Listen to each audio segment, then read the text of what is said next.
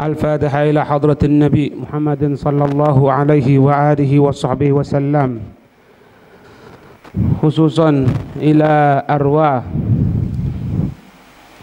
صاحب المتن الإمام غزالي صاحب الشرح، الإمام ناوي الجاوي البنتني، سيد الوالد الحبيب صالح بن عبد القادر الحامد، والدتي الحباب طلحة بنت محسن بن علوي السقاف وأصولهم وفروعهم، ثم إلى روح سيد الجاد الحبيب محسن بن علوي السقاف وأصوله وفروعه، ثم إلى أرواح من أمر هذا المسجد سابقا ولاحقا ونويتهم وأصولهم وفروعهم، أن الله يغفر لهم ويرحمهم ويعلي درجاتهم في الجنة ويعيد علينا بركاتهم وأسرارهم وأنوارهم وعلومهم ونفعاتهم في الدين والدنيا والآخرة، وإلى حضرة النبي محمد صلى الله عليه وآله وسلم. الفاتحة.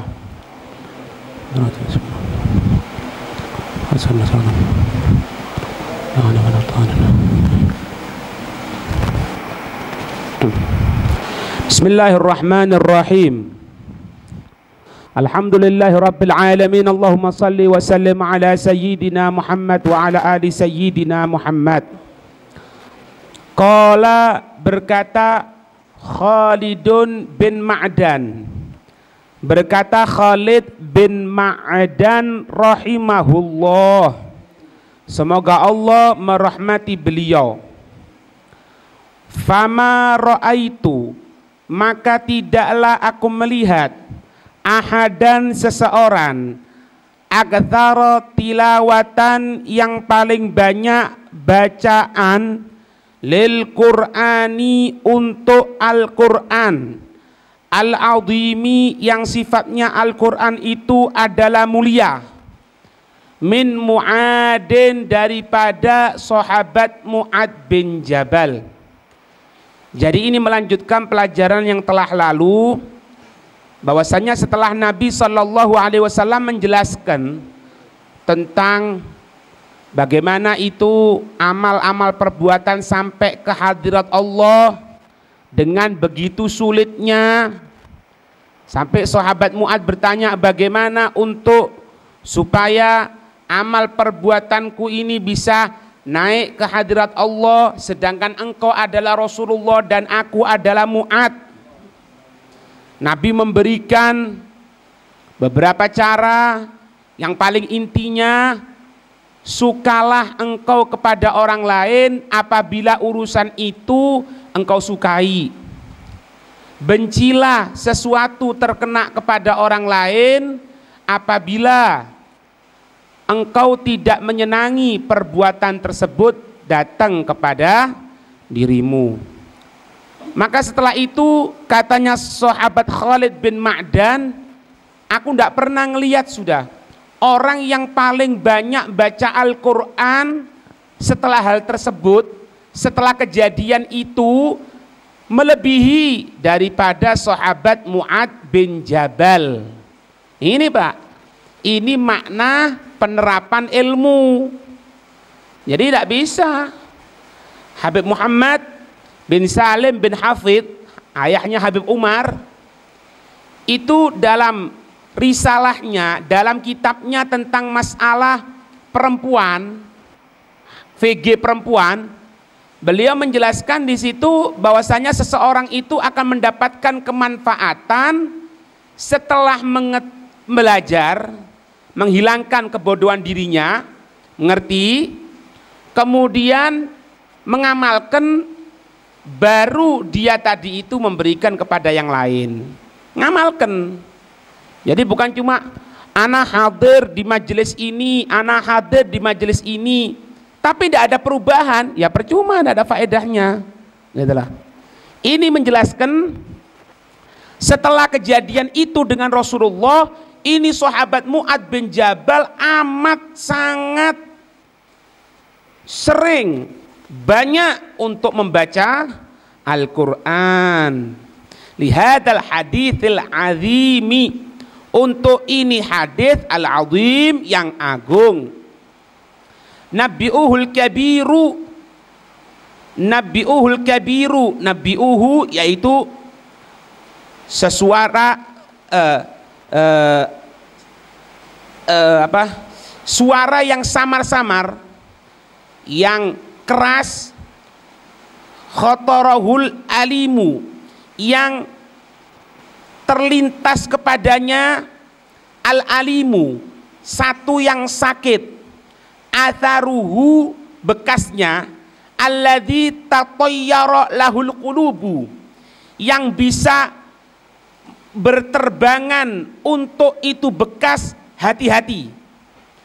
Jadi kenapa kok sahabat Mu'ad ini bisa baca Quran seperti itu? Maknanya karena beliau tadi itu terkena satu bisikan, terkena satu peringatan dari Rasulullah yang mana khotorahul alim, yang dia merasakan sakit dalam hatinya.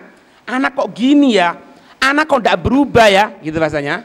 Sehingga dengan perasaan seperti itu, hati-hati manusia tatayyara lahul qulub, akan berterbangan lahu, untuknya itu bekas hati-hati manusia.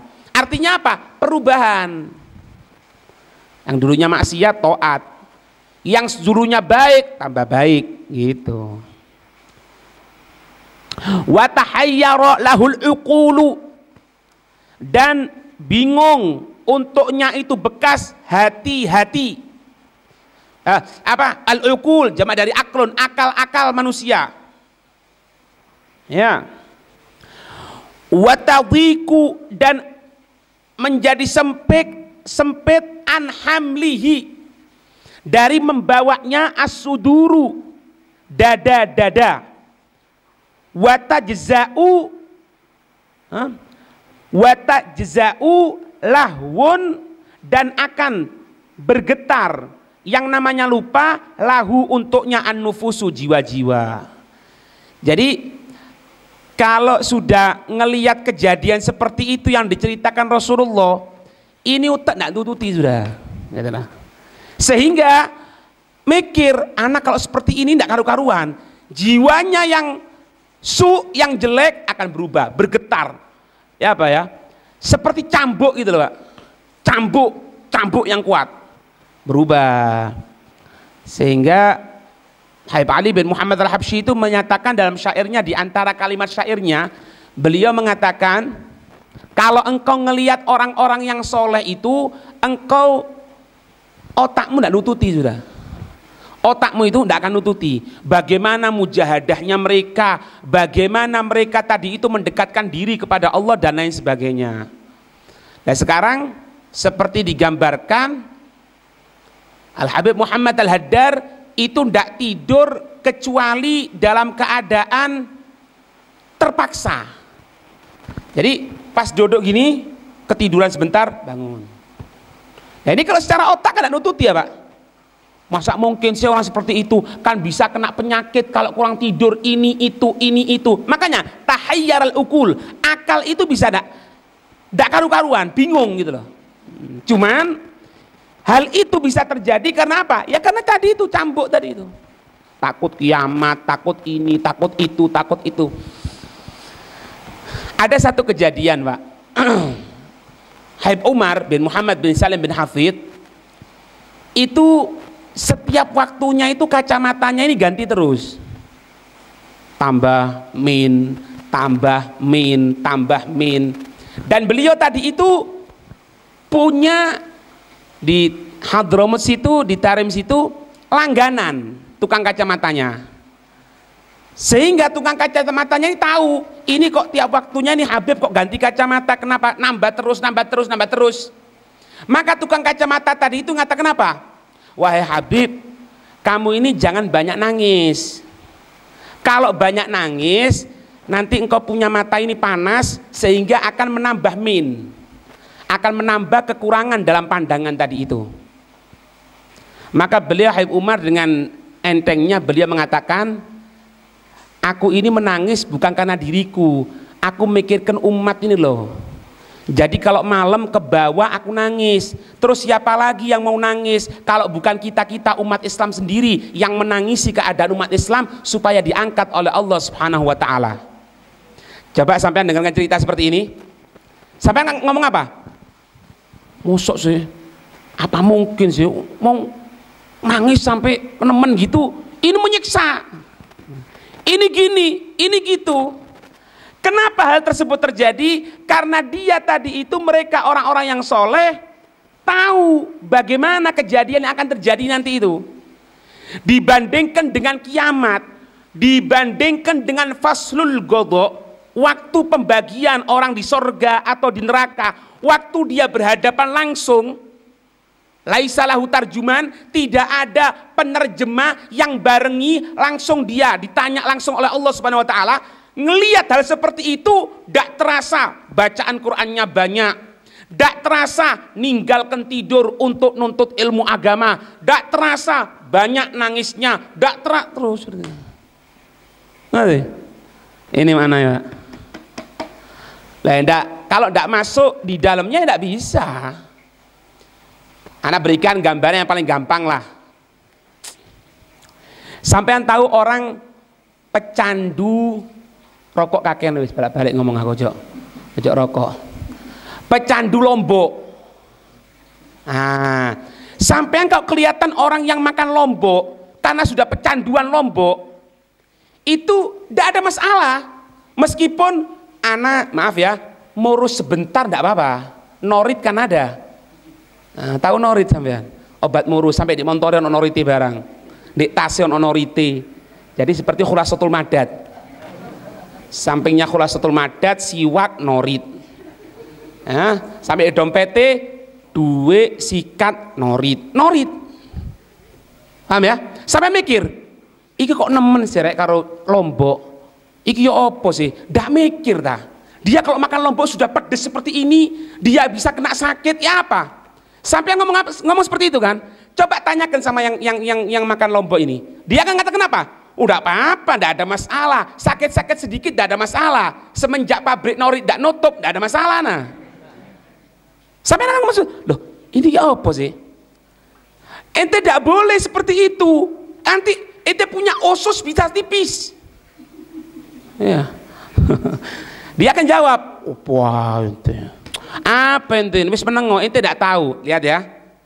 Lah, ini Pak bedanya, kalau orang-orang yang soleh itu merasakan seperti ini dalam bidang ibadah, dalam bidang nuntut ilmu agama, dalam bidang pendekatan diri kepada Allah Subhanahu wa taala. Kita tidak merasakan.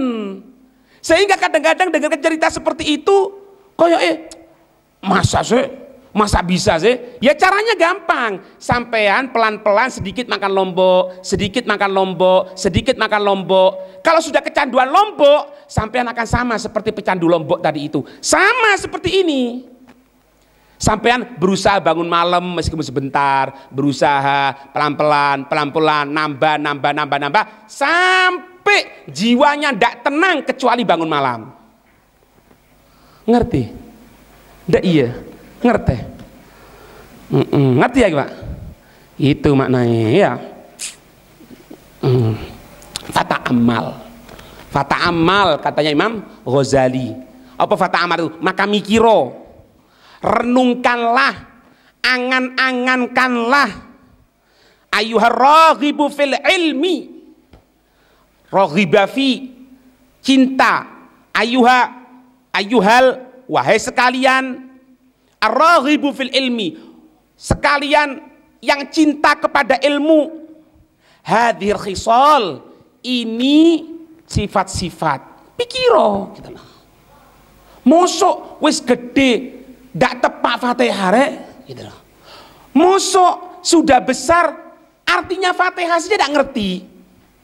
Mikir gitu loh. Apa yang dipersiapkan?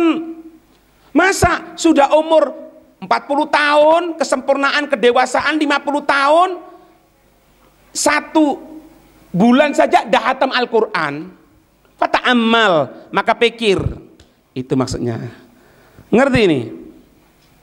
Wa'tasim, dan berlindunglah bimaulaka, dengan Tuhan kamu ilahul alamina, Tuhan seluruh alam, Tuhan selain alam. Alam itu apa? Selain Allah, Tuhan semuanya. Walzam, lazimkanlah albab, pintu rahmatnya Allah. Apa? Bitadarru, dengan khusyuk, merendahkan diri. Wal ibtihal, menangis, betul-betul menangis. Wal bukai, dan menangis. Ana al-laili, pertengahan malam. Dalam kitab Ihya Ulumuddin, Imam Ghazali menukilkan dalam kitab-kitab yang terdahulu Allah Subhanahu wa ta'ala berfirman yang maknanya tidak, Allah mengatakan tidak dikatakan seorang hambaku yang betul-betul hambaku kecuali dia bangun malam untuk ibadah. Ya apa ya? Jadi bukan hamba guyonan. Kalau dia masih tidak bangun malam, berarti hamba-hambaan masih. Belum hamba sungguhan. Allah. Ya. Cerita-cerita yang lain tentang bangun malam itu apa itu? Di antara mereka itu tidak pernah tidur sama sekali. Sampai ada di antara mereka Sayyidina Malik bin Dinar ya. Itu mengatakan bahwasannya lebih baik anak ngelihat setan di rumahku daripada aku ngelihat bantal. Kenapa? Karena bantal ini mengajak orang untuk tidur terbaring, lupa sama Allah. Ayo cerita kok gini, sampai ngomong apa? Ya apa sih tidak masuk dalam akal. Karena apa? Ya tadi itu belum merasakan nikmatnya Lombok tadi itu. Ya. Ngerti? Belum merasakan nikmatnya minum norit apa sampean? Ya apa rasain norit? Kayak areng mau dipangan. Ya. Paham ya? Wa atrafan nahar, di pertengahan siang, jadi bukan malam tok, siang hari. Buka itu bukan menangis, bukan berarti menangis mengeluarkan air mata, Pak. Enggak, hati kontak sama Allah. Hati itu dalam keadaan sedih. Ana inda munkasiratil gulub li ajli, katanya Allah. Aku ini selalu bersama orang-orang yang hatinya pecah karenaku, yang hatinya luluh karenaku. Jadi mungkin dia tersenyum tapi hatinya sedih, takut atas adab Allah, mengharapkan rahmat Allah gitu. Sayyidina Abu Bakar itu kalau sholat, Sayyidina Abu Bakar diceritakan dalam jarak beberapa mil itu tercium seperti bau hati yang terbakar, seperti daging terbakar. Faham? Dari mana itu? Dari hatinya Sayyidina Abu Bakar yang selalu terbakar karena Allah Subhanahu wa ta'ala, rindu kepada Allah. Allah ya. Kita orang terbakar pisan. Saya tidak oleh duit. Ya. Anak sumpek apa boleh? Pasar sepi. Ya. Tidak pernah sumpek kalau tidak baca Quran. Tidak pernah sumpek kalau ente tidak pernah mimpi Rasulullah. Tidak pernah sumpek kalau ente tidak pernah mimpi orang-orang yang soleh. Tidak pernah sumpek. Sumpeknya sepi pasar. Ma'al mutadarri'in al-mubtahilin, bersama orang-orang yang tadarru, merendahkan diri kepada Allah. Ma'al mutadarri'in al-mubtahilin, yang dia itu menangis karena Allah. Fa innahu, maka sesungguhnya la najata, tidak ada keselamatan, min hadzal amri, dari ini urusan, illa, kecuali birahmatihi, dengan rahmatnya Allah. Tidak akan selamat dari neraka kecuali rahmatnya Allah. Bukan amal, Pak. Bukan amal. Karena kemurahannya Allah, karena kasih sayangnya Allah. Itu Bani Israil kan sering dengan ceritanya sampean. Sing ibadah 500 tahun, ini masukkan ke sorga dengan rahmatku. Enggak ya Allah, dengan amal. Enggak mau dengan dari rahmatmu ya Allah, aku ingin dengan amalku. Ya sudah, hitungan satu mata, bukan dua mata, satu mata, timbangan sama ibadahnya yang 500 tahun. 500 tahun ibadah loh, Pak. Apa yang terjadi? Tuh jauh dengan nikmat satu mata, masukkan ke neraka kalau seperti itu. Maka minta ampun sama Allah. Makanya dengan rahmat, Pak, nggak bisa. Nah, terus apa faedahnya kita menuntut ilmu agama? Menuntut ilmu agama ini, Hai Muhammad bin Salim mengatakan apa? Menuntut ilmu agama ini supaya kamu mengerti syariat. Kalau orang ngerti syariat, itu insya Allah selamat. Bukan berarti kalau sudah ngerti syariat selamat, belum tentu. Lah ulama masuk. Ulama yang menjual agama demi uang, demi dunia. Jadi kalau dipikir gini ya, kalau gitu Beb, ana ini tidak perlu untuk nuntut ilmu agama. Ana sekarang mau ibadah saja loh. Ente jadi orang alim itu, menjadi orang yang ngerti ilmu agama itu supaya kamu ngerti syariat. Tidak akan mendapatkan keselamatan kecuali orang yang ngerti syariat. Artinya tidak akan selamat orang yang tidak ngerti syariat. Kalau ngerti syariat, insya Allah selamat. Asalkan apa? Ngamalkan. Gitu, Pak. Kalau sampean tidak bisa nyupir, tidak bisa jalankan mobil. Kalau sampean bisa jalankan mobil, insya Allah ngerti bisa jalankan sampean. Tapi belum tentu, mungkin tertabrak. Atret kadon nabrak. Mungkin. Tapi dibandingkan yang tidak belajar sama sekali, moro-moro nyetir mobil, ya lebih parah. Ngerti? Itu. Anak kepingin dapat rahmatnya Allah, sejak nangis saja sama Allah. Ya Allah rahmat, ya Allah. Ya Allah rahmat, ya Allah. Ya Allah rahmat apa? Rahmat Kartolo. Rahmat apa ini? Itu rahmat itu dipancing keluarnya. Dengan apa? Dengan amal ibadah didasari ilmu, dipancing. Metu rahmatnya Allah. Ya. Dikatakan apapun urusan, Pak, apapun urusan. Urusan dunia, ngomong dunia tok ae wis. Kan rai-rai pasar kabeh iki. Ya, muka-muka pasar. Pasar sepi, Beb. BBM ndak ono. Lombok 30.000, teko 10.000. Ngene lho, Dik. Aja bingung apa-apa kon. Ya apa caranya? Anak kepingin apa sih? Kepingin apa kon? Anak nih Beb kepingin supaya ya apa tenang gitu loh, tenang. Pancing ketenangan. Dengan apa? Baca Quran. Apapun itu. Anak Beb kok bongol nemen. Bebel wis. Iki utek apa watu sih? Hah? Kok bongol temen anak? Ya apa ya? Jadi pinter aku. Quran. Mancing, Pak. Dikatakan di sini karena tidak la najata min hadal amri illa birahmati. Tidak akan selamat dalam urusan ini kecuali dengan rahmatnya. Rahmatnya Allah ini tidak moro-moro jatuh. Enggak. Dengan apa? Dipancing. Dengan apa? Baca Quran, dengan sholat, itu. Wala salamata. Dan tidak ada keselamatan min hadal bahri, dari ini lautan. Artinya apa? Maksudnya itu tidak akan tenggelam dalam kemaksiatan illa kecuali bi'inayatihi, dengan bantuannya Allah. Fajahid nafsaka, maka berusahalah untuk diri kamu min hadhil uqbati, dari ini penghujung al-mukhawwifati, yang ditakutkan. Hati, innal a'mal fi khawatimiha, sesungguhnya amal-amal perbuatan bergantung dari akhirnya.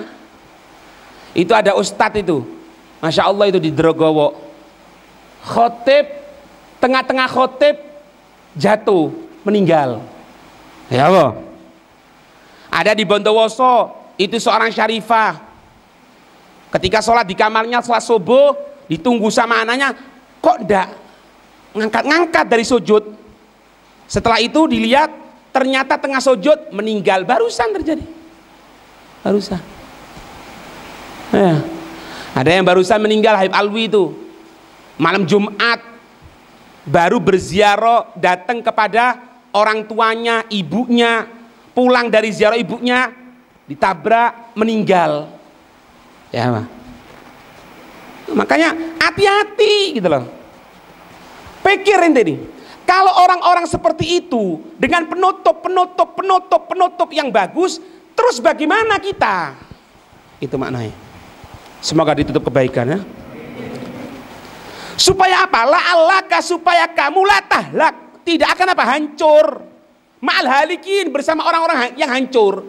Supaya kamu ini tidak masuk neraka sama orang-orang yang masuk neraka. Supaya kamu bareng Rasulullah bersama para sahabat, orang-orang yang soleh. Tapi laisa balash, bukan gratis itu. Apa yang ente berikan untuk Rasulullah? Ente punya harta sudah dikeluarkan untuk Rasulullah. Ente punya ilmu sudah ente keluarkan untuk ngajarkan yang lainnya. Mana? Ente punya tenaga yang kuat sudah digunakan untuk membela agamanya Allah. Pikir, ngerti?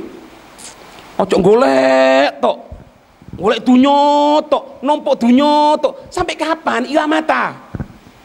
Habib Abdullah bin Muhammad bin Syihab, semoga Allah memanjangkan umurnya, yang dikatakan Ainut Tarim, itu setiap pidato Pak pasti ngomong ila mata, sampai mata bataksillah, kamu akan maksiat kepada Allah. Ila mata, sampai kapan? Batan sallah, kamu akan lupa kepada Allah. Sampai kapan? Ente lihat sekarang sudah berubah ini sudah berubah. Yang dulunya kuat mulai lemah sudah, mata mulai berkurang. Itu.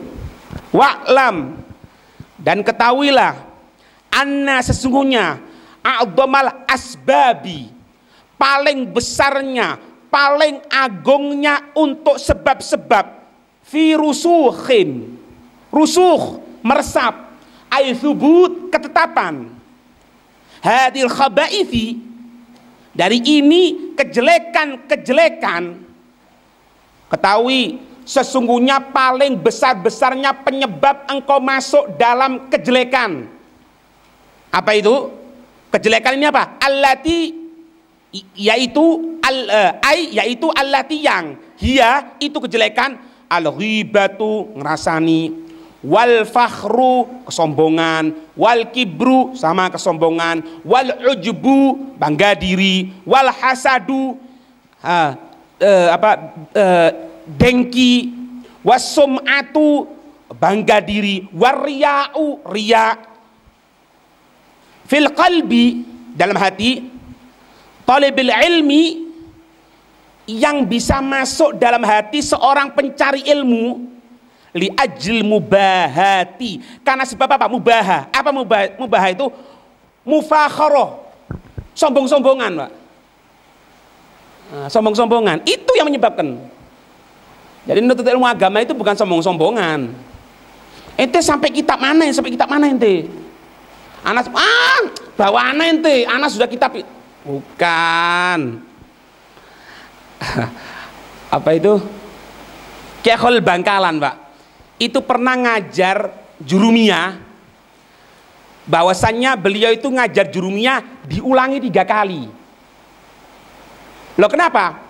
Jadi ngajar ya sampai bab la, bab tentang masalah la, bab la a'lamu, bab la tidak aku mengetahui. Loh, aku ndak weruh. Dibalik mana yang mulai pertama? Al kalamu huwa lafdzul murad. Si murid meneng, Pak. Sampai ngulangi lagi yang pertama, sampai tato babu la a'lamu. Oh, bab aku ndak mengetahui. Ndak weruh si anakku iki. Diulangi maneng. Paham ya? Ini si murid dipancing. Ngerti apa ndak sih? Iki ndak ngerti bahasa Arab, repot iki. Saya belajar jurumiyah kan ngerti ini ya. Sing ndak ngerti melok guyu ae wis. Nah, itu ya. Sampai kedua kalinya diulang maneng. Al kalamu huwa lafdzul, sampai panjang ini bahasan. Babula a'lamu. Ndak weruh maneng aku. Ndak tahu lagi anak ini. Kata muridnya, "Loh, Yai, bukan babula a'lamu, babula i'lam. Babula ketahuilah." Nah, katanya Kiai apa ini Khalil Bangkalan, sekarang inti ngerti sudah. Itu lah Pak. Jadi belajar ilmu itu bukan karena kitab-kitaban. Ya bukan berarti dibiarkan seperti itu. Belajar mabadi petang tahun. Mabadi petang tahun ini ya opo rek? Kok suwe temen? Ya bukan berarti diulangi itu, ya enggak. Tapi bukan sombong-sombongan, bukan geradakan, pelan. Yafhamu ma'aniha, mengerti makna-maknanya. Sayyidina Syekh Abu Bakar bin Salim itu baca kitab Minhaj diulangi 4 kali, Pak. Jadi baca kitab sama gurunya, hatam, seret entek, guru, anak kepingin ngulangi lagi. Oh iya, diulangi lagi. Mulai pertama, seret ngulangi maneng. Sampai 3 kali, yang keempat kali akan ngulangi lagi, katanya gurunya. Cukup. Kamu sudah paham ini sebetulnya. Mulai pertama kamu sudah paham. Katanya si Sayyidina Syekh Abu Bakar bin Salim, anak belum paham. Coba sebutkan kitab ini, masalah ini disebutkan. Dudu paham mana yang apal, Pak. Tapi ngulangi papat. Paham? Nah, penyebab orang yang pencari ilmu ini bisa masuk ngerasani, sombong-sombongan, bangga diri. Karena apa? Karena mubah. Iki arek kapan ini? Juniorku sih an. Biar dek pondok adik kelasku. Loh, terus apa Mas adik kelasmu? Wah. Yang ana cerita tadi Habib Abdullah bin Syihab, itu abahnya namanya Habib Muhammad. Abahnya lagi namanya Habib Alwi. Habib Alwi bin Abdullah bin Syihab. Itu Habib Alwi dulu, taklimnya itu Pak, taklimnya itu selain taklim bagian buat kopi. Bagian buat kopi untuk jamaah. Sing gawe kopi koyo ngono. Paham? Ya minal ayam, suatu saat itu teman-temannya belajar, Pak. Kemudian karena ada tamu, sehingga beliau ketika itu harus mempersiapkan kopi lebih cepat. Minta izin sama gurunya, anak minta izin dulu. Oh ya, mau apa? Mau buatkan kopi, ada tamu yang datang. Oh ya, cepetan. Ditutup, murid-muridnya belajar, teman-temannya belajar yang lainnya. Beliau buat kopi.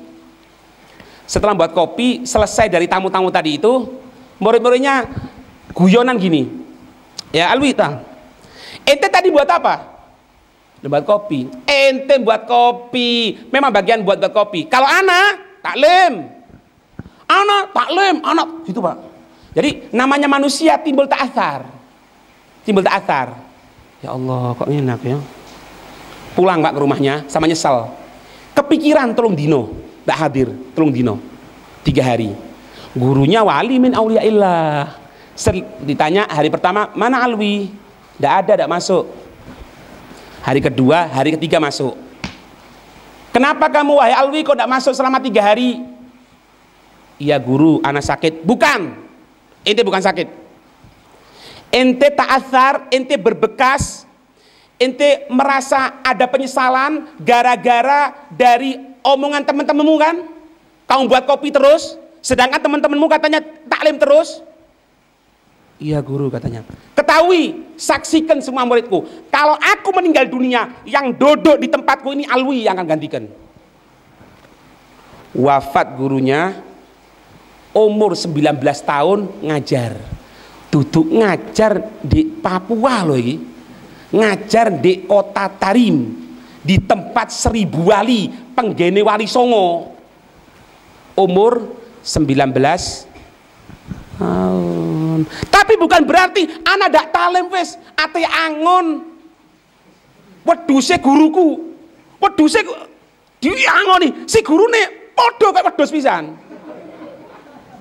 Keliru, bukan seperti itu. Ini harus ada penggabungan, Pak.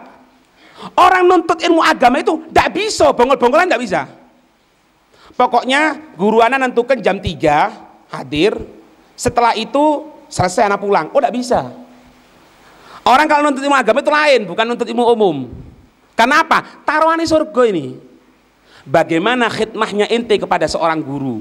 Bagaimana ente meletakkan diri ente depan ente seorang guru? Itu. Wis deloken lah. Lek arek wis bongol-bongolan gitu ya. Pokoknya anak taklim, bak urusan, bak guru niate jongkir walik, ndak urusan aku. Deloken. Sama anak yang taklim sama perhatian. Lain. Jadi bukan bangga-banggaan toh. Anak sudah kitab ini, ngerti ndak Safina ente? Hah? Pemahaman makna ini ngerti tidak? Itu Pak yang menyebabkan. Ya, mubahah. Wal munafasah, saingan. Saingan.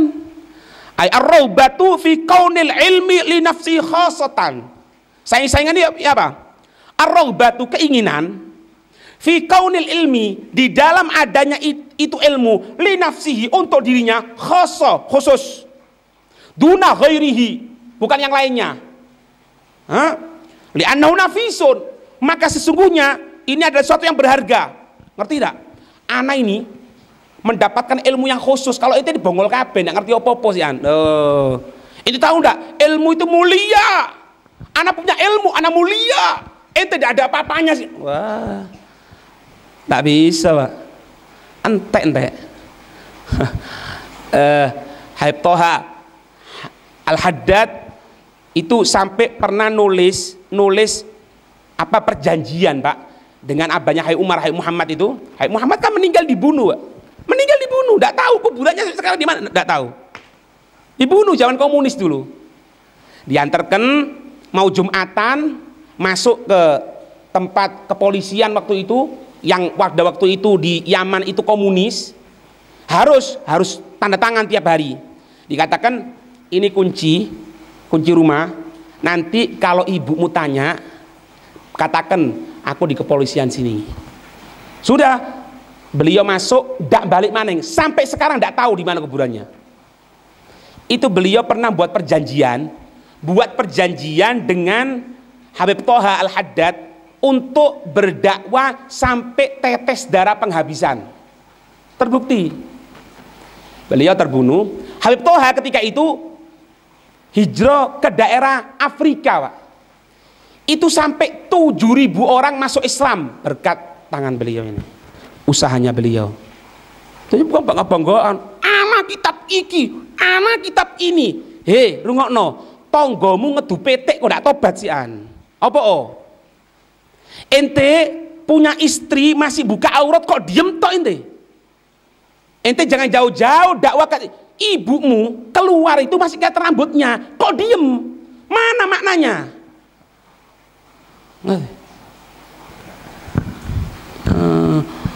Fal'ami, dan orang umum alladzi lam yatafaqqah, orang yang tidak mempelajari ilmu, uang umum mes bima'zilin ai taba'udin, jauh dari apa? An aktsari, dari ini kebanyakan hadir khisal, dari kebanyakan ini sifat-sifat. Wal mutafakihu, orang yang mengerti, mustahdafun ay muntasobun, dinisbahkan, disandarkan laha, untuk hadir khisal, untuk ini sifat-sifat. Kadang-kadang gini Pak, wong umum sendiri, katanya beliau, orang umum sendiri itu tidak punya sifat sombong, tidak punya. Kenapa? Ya bahasa kasaran, apa nih sih mau disombong no? Mau sombong-sombongan kitab, tidak ngerti. Mau bangga-banggaan prestasi dakwah, tidak ada. Justru kadang-kadang orang alim yang terkena seperti ini nih. Tuh, bukan berarti ya wis ngono, lek ngono dadi wong bodoh ae wis. Ndak. Orang bodoh kena. Kenapa? Kamu jadi bodoh. Kenapa kamu tidak belajar? Orang yang sudah belajar ngerti ilmu agama kebanyakan masuk kepada sifat-sifat sombong, bangga diri, ingin pujian, ini itu. Orang yang awam kadang-kadang tidak ada sifat seperti itu. Justru orang-orang yang alim. Ngerti? Jadi jangan mengatakan iku kok salaman karo wedok bukan mahram. Wah, ojo ngilokno kon. Iku imamai gede wis. Sorbane dawa sampai nyapu dalan. Tasbene 1000. Ono. Justru orang alim ini biasa ternisbahkan dengan namanya sesombongan dan tapi tidak boleh suudon. Tak boleh suudon. Moro teko ngalim. Kono ngalim ya, iya. Kon biasa terkena. Oh, kualat sampean. Ini pelajaran bukan untuk ilokan wong.